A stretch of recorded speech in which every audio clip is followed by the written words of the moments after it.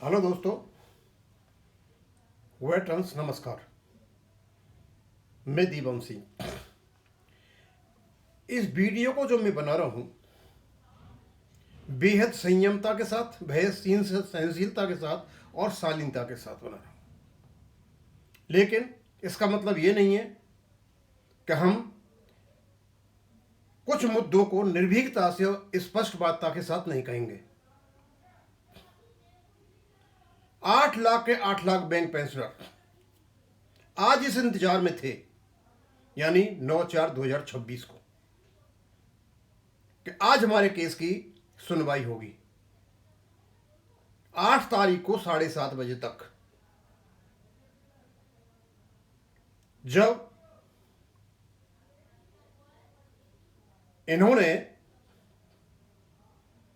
Daily list नहीं डाली थी 9/4/2026 की, हमारे पास कोई साधन नहीं था ये जानने के लिए कि हमारा 9/4/2026 को सुनवाई में कौन सा नंबर होगा, क्योंकि पार्ट हट के 3 केस फंसे हुए थे। अब पार्ट हट के 3 केस हैं तो रजिस्ट्री किसी को भी ऊपर नीचे कर सकती है। एक साधन हमारे पास था, सुप्रीम कोर्ट की गाइडलाइंस 2013 के अनुसार कि हर केस की जिसकी सुनवाई होती है उसकी एक दिन पहले, डेली से पहले एक ऑफिस रिपोर्ट अपलोड कर दी जाती है। उस ऑफिस रिपोर्ट का अपलोड होना जरूरी है। हमने देखा 7:30 बजे से पहले सिंगला केस की ऑफिस रिपोर्ट अपलोड कर दी गई थी। हम आश्वस्त हो गए थे कि 9/4/2026 को सिंगला केस की सुनवाई है। अब नंबर कौन सा होगा? फिर हमने देखा कि जो सागर प्रॉपर्टीज वाला केस है, चर्च गेट वाला, एक केस और है पार्ट हड का, क्या उनकी कोई ऑफिस रिपोर्ट बनी है? दोनों केसों की ऑफिस रिपोर्ट नहीं बनी है। दोनों केसों की ऑफिस रिपोर्ट पिछली तारीख को बनी। एक की तो बनी थी 11/3/2026 को, जो सुनवाई हुई थी। एक की बनी थी 25/2/2026 को, और हमारी ऑफिस रिपोर्ट बनी हुई थी 9/4/2026 की, 8 तारीख को निकाली हुई थी। इसका मतलब सीधा सा मतलब था कि बिना ऑफिस रिपोर्ट बने हुए माननीय सुप्रीम कोर्ट में किसी केस की सुनवाई नहीं हो सकती। ये इनकी गाइडलाइंस कहती हैं। हम वास्तव थे, हमारा केस का नंबर बनाएगा और हमारी सुनवाई होगी। लेकिन देखिए, उनकी ऑफिस रिपोर्ट नहीं होने के बावजूद भी एक को 101 नंबर पर डाला गया, दूसरे को 102 नंबर पर डाला गया, हमारे 103 नंबर कर दिया गया। और यह मैन्युपुलेटेड, वेल प्लान्ड करके किया गया। यह सोचा गया कि कम से कम इनके 38 केस तो मिसलेनियस, सप्लीमेंट्री और ओरल मेंशनिंग को मिला करके हैं, तो टाइम निकल जाएगा लंच तक। उसके बाद ये सागर प्रॉपर्टीज वाला केस आएगा जो पिछली बार काफी टाइम खा गया था। उसके बाद 102 नंबर आएगा, हमारा टाइम आएगा ही नहीं। यानी प्लानिंग था ये। और यदि कहीं प्लानिंग फेल हो जाती है तो इन्होंने व्यवस्था कर रखी थी, एक ही वकील को 2 जगह एम्प्लॉय कर रखा था, कॉन्स्टिट्यूशनल बेंच में भी और यहां भी। क्या पता नहीं था कि आजकल माननीय सुप्रीम कोर्ट के निर्देशों के अनुसार रेगुलर केस में एडजमेंट नहीं मिलता है?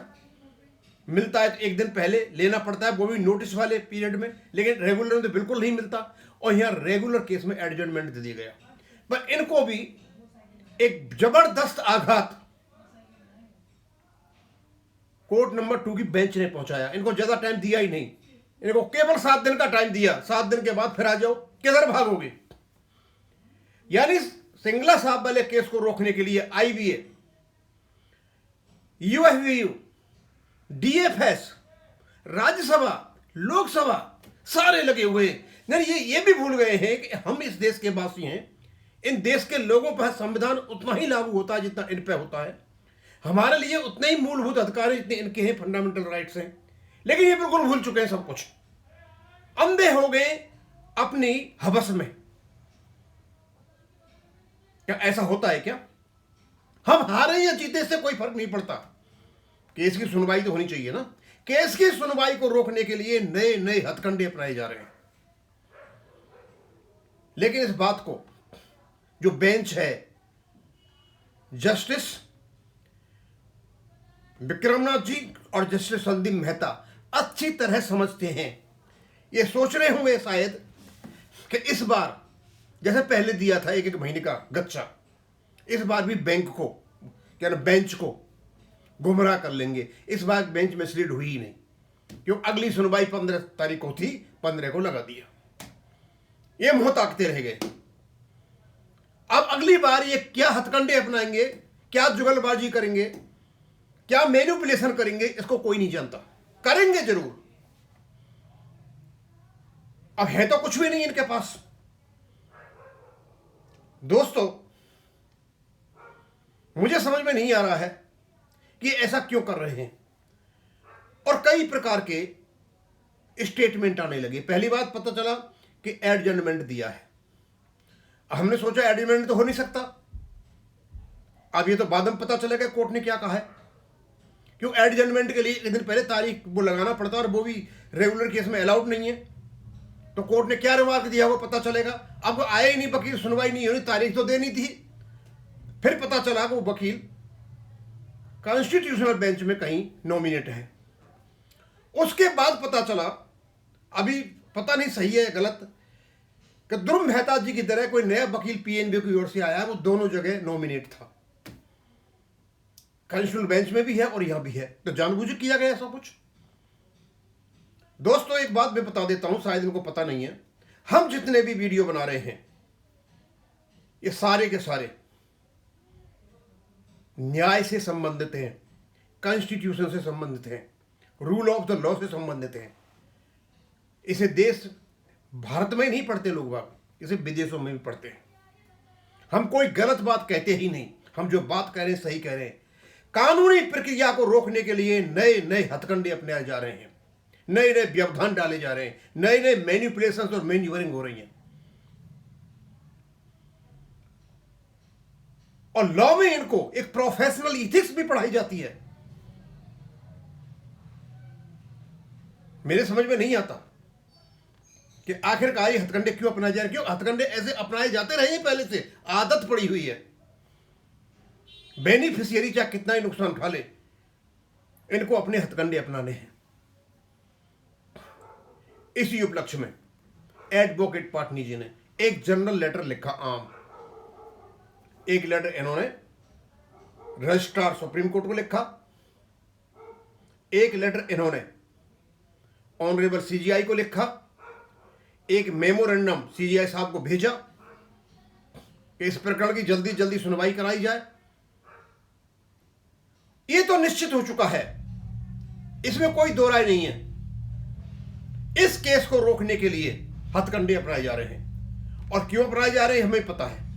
क्योंकि चंडीगढ़ हाई कोर्ट में जो अन्याय हुआ था,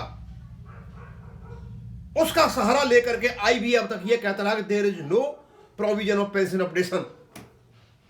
और जो कुछ भी 5-6 कारण में बताए थे, झूठे कारण बताए थे, उनको कवर अप देने का जो काम अब तक कर रहे थे 30-35 साल से, इवन ये बैंक टचलम भी साथ में, तो फंड नहीं है, फंड की कोई जरूरत नहीं थी। इनकी अब पोल पट्टी खुल चुकी है। हर एक बैंक पेंशन को पता चल चुका है कि ये लोग झूठ बोल रहे थे। हमारे रेगुलेशन में सब कुछ है, बैंकों ने सब कुछ दे रखा है। लेकिन बैंक के सीएमडी भी नहीं बोल सकते, उनको सर्विस करनी है, उनकी चुगली हो जाएगी ऊपर। दोस्तों, ये जो कुछ भी हुआ है वो लंबा नहीं चलने वाला है। क्योंकि यदि हमारे जजेज के दिल में कोई ऐसा दुर्भावना होती तो वो 7 दिन का टाइम नहीं देते, बहुत लंबी तारीख देते। वो भी चाहते हैं केस जल्दी जल्दी हो, पार्ट हर्ड है, इसलिए उन्हें 7 दिन का टाइम दे दी। बहुत दूर नहीं है, नजदीक ही है। इनको अपना खेल खेलने दो, इनको अपनी हार दिखाई दे रही है। क्यों हर जगह इनकी हार है। कानून के हिसाब से हार है, मानवीय संवेदनाओं के हार से हिसाब है, कॉपरेशन के हिसाब से हार है, सब जगह से इनकी हार है। इनको कहीं दिखाई नहीं दे रहा है, कहीं थोड़ा सा इस अंधेरे में कोई टिमटिमाता जो होता है ना, क्या नाम है वो, जुगनू, इनको कहीं दिखाई दे जाए, वो नहीं दिखाई दे रहा है। उस जुगनू की तलाश में घूम रहे हैं ये कि कैसे भी मिल जाए, कैसे भी मिल जाए, कैसे भी मिल जाए, लेकिन मिलना नहीं है और हम मिलने नहीं देंगे। देखते हैं आगे क्या होता है। और मुझे तो इस लिस्टिंग से, डेली लिस्ट से ऐसा लगा कि रजिस्ट्री पर कोई किसी प्रकार का दबाव है। अदरवाइज 101 और 102 नंबर बिना ऑफिस रिपोर्ट के लिस्ट हो ही नहीं सकते थे। अब इसको मैं यहीं खत्म करूंगा। थैंक यू, धन्यवाद।